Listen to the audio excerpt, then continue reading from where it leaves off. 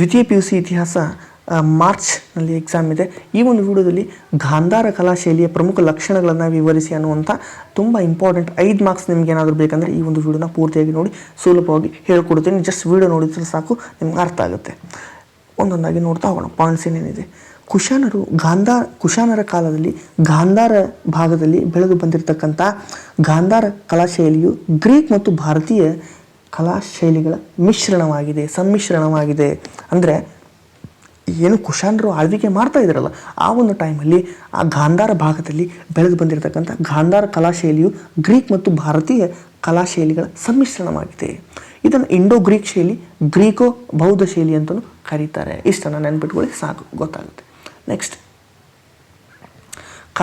ಈ ಕಲಾಶೈಲಿಯಲ್ಲಿ ಆಳೆತ್ತರದ ಗೌತಮ ಬುದ್ಧನ ವಿಗ್ರಹಗಳನ್ನು ಕೆತ್ತಲಾಗಿದೆ. ಅಂದರೆ ಎತ್ತರವಾಗಿರ್ತಕ್ಕಂಥ ಗೌತಮ ಬುದ್ಧನ ವಿಗ್ರಹಗಳನ್ನು ಕೆತ್ತಲಾಗಿದೆ. ಅಜಂತಾ ಎಲ್ಲರೂ ನೋಡಿದ್ರೆ ನಿಮ್ಗೆ ಗೊತ್ತಾಗುತ್ತೆ.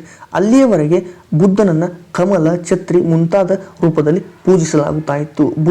ಈ ಏನು ಗಾಂಧಾರ ಶೈಲಿ ಬರೋದಕ್ಕಿಂತ ಪೂರ್ವದಲ್ಲಿ ಬುದ್ಧನನ್ನು ಕಮಲ, ಛತ್ರಿ ಮುಂತಾದ ರೂಪಗಳಲ್ಲಿ ಪೂಜಿಸಲಾಗ್ತಾ ಇತ್ತು.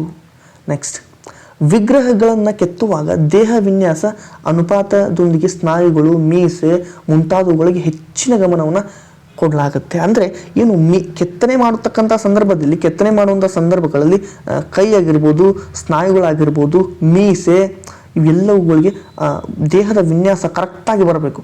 ಅಷ್ಟೊಂದು ಸ್ಟ್ರಕ್ಚರಾಗಿ ಇವರು ಮಾಡ್ತಾರೆ. ತುಂಬ ಮೈಕ್ರೋ ಲೆವೆಲ್ ಡೀಟೇಲ್ಸನ್ನು ಕೊಡಬೇಕಾಗುತ್ತೆ. ಆ ಕಾರಣಕ್ಕೋಸ್ಕರ ಅವರು ಆ ಕೆಲಸ ಮಾಡ್ತಾರೆ. ಈ ಒಂದು ಶೈಲಿ ಅದಕ್ಕೆ ಇಂಪಾರ್ಟೆನ್ಸನ್ನು ಕೊಡುತ್ತೆ. ಈ ಕಲೆ ನಮೂನೆಗಳಲ್ಲಿ ಬಟ್ಟೆ ಮಡಿಕೆಗಳು, ನೆರಿಗೆಗಳು ತುಂಬ ಸೂಕ್ಷ್ಮವಾಗಿ ಕಲಾತ್ಮಕವಾಗಿ ಪ್ರದರ್ಶಿಸಲಾಗಿದೆ. ಅಂದರೆ ಒಂದು ಬಟ್ಟೆ ಎಳೆ ಆಗಿರ್ಬೋದು, ಕೂದಲದ ಒಂದು ಎಳೆ ಆಗಿರ್ಬೋದು, ನೇರಿಗೆ ಆಗಿರ್ಬೋದು, ತುಂಬ ಸೂಕ್ಷ್ಮವಾಗಿ ಈ ಗಾಂಧಾರ ಕಲಾಶೈಲಿಯಲ್ಲಿ ಪ್ರದರ್ಶಿಸಲಾಗಿದೆ ಅಂತ ನೋಡ್ಬೋದು.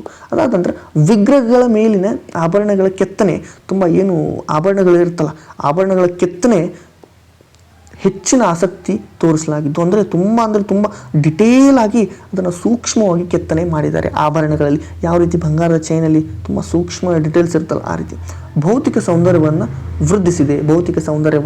ವೃದ್ಧಿಸಿದೆ. ವಿಗ್ರಹಗಳಿಗೆ ಮೆರುಗು ನೀಡುವುದು ಈ ಕಲೆಯ ಪ್ರಮುಖ ಲಕ್ಷಣ. ವಿಗ್ರಹಗಳಿಗೆ ಪ್ರಮುಖ ಲಕ್ಷಣ ಅಂತಂದರೆ ಮೆರುಗು ನೀಡತಕ್ಕಂಥದ್ದು.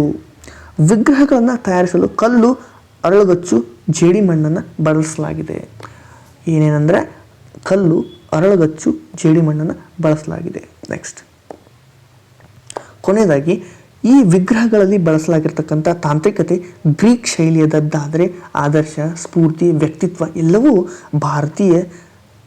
ಭಾರತೀಯದ್ದಾಗಿದೆ. ಸೊ ಡಾಕ್ಟರ್ CR ಮಜುಮ್ದಾರ್ ಹೇಳುವಂತೆ ಗಾಂಧಾರ ಕಲಾಕಾರನು ಗ್ರೀಕ್ ಕರಕುಶಲತೆ, ಭಾರತೀಯ ಹೃದಯವನ್ನು ಹೊಂದಿದ್ದನು. ಈ ಕಾರಣದಿಂದ ಈ ಕಲೆಯಲ್ಲಿ ನಿರ್ಮಿತವಾಗಿರ್ತಕ್ಕಂಥ ವಿಗ್ರಹಗಳು ಮತ್ತು ಪ್ರತಿಮೆಗಳಲ್ಲಿ ಬುದ್ಧನನ್ನು ಗ್ರೀಕ್ ದೇವತೆ ಅಪೋಲೋನನ್ನು ಹೋಲುವಂತೆ ಕೆತ್ತಲಾಗಿದೆ. ಅಂದರೆ ಏನು ಭಾರತದಲ್ಲಿ ಬುದ್ಧನ ವಿಗ್ರಹವನ್ನು ಕೆತ್ತಿದಾರಲ್ಲ, ಈ ಗಾಂಧಾರ ಕಲಾಕಾರ ಯಾರಿದ್ದಾರಲ್ಲ ಅವ್ರು ಕೆತ್ತನೆ ಮಾಡ್ತಾ ಇಲ್ಲ, ಅದಕ್ಕೆ ಏನಂತ ಹೋಲಿಸ್ತಾರೆ ಅಂದರೆ ಬುದ್ಧನ ವಿಗ್ರಹಗಳನ್ನು, ಪ್ರತಿಮೆಗಳಲ್ಲಿ ಬುದ್ಧನನ್ನು ಗ್ರೀಕ್ ದೇವತೆ ಅಪೋಲೋನನ್ನು ಹೋಲುವಂತೆ ಕೆತ್ತಲಾಗಿದೆ ಅಂತ ಇಲ್ಲಿ ಕೊಟ್ಟಿದ್ದಾರೆ. ಯಾರು? RC ಮಜುಮ್ದಾರ್ ಅವರು. ಇದಿಷ್ಟು ಈ ಒಂದು ವಿಡಿಯೋದಲ್ಲಿ. ಮತ್ತೆ ಮುಂದಿನ ಒಂದು ವಿಡಿಯೋದಲ್ಲಿ ತುಂಬ ಇಂಪಾರ್ಟೆಂಟ್ ಪ್ರಶ್ನೆಯನ್ನು ತೆಗೆದುಕೊಂಡು ಬರ್ತಾ ಇದ್ದಾರೆ. ಚಾನಲನ್ನು ಸಬ್ಸ್ಕ್ರೈಬ್ ಮಾಡ್ಕೊಂಡು ವಿಡಿಯೋವನ್ನು ಲೈಕ್ ಮಾಡಿ.